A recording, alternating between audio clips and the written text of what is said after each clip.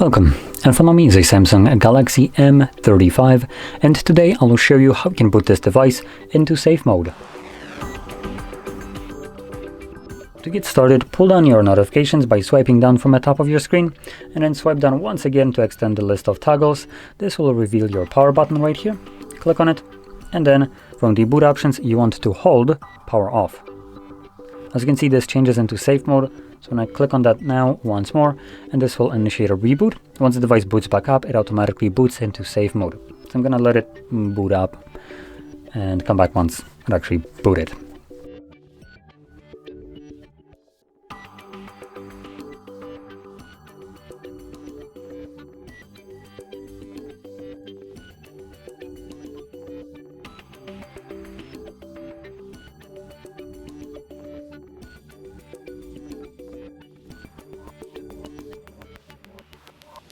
And you can see the device finally booted up.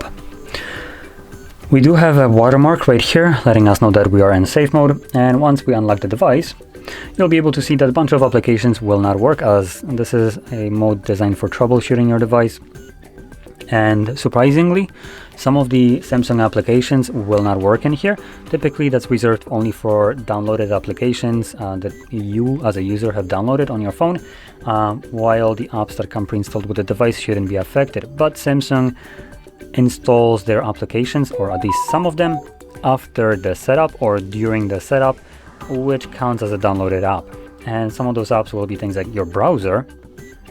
In here we have some voice recorder, clock. So basically very common applications, even things like clock, gaming hub, I don't really care. What else we got? We got also under Microsoft, we have the Outlook and Link and so on. So I can see that every application that looks like this, meaning monochrome, and I believe they are semi-transparent. Yep, they are. Those applications will not work. And if you try to open them up, it gives you the pop-up that app is disabled.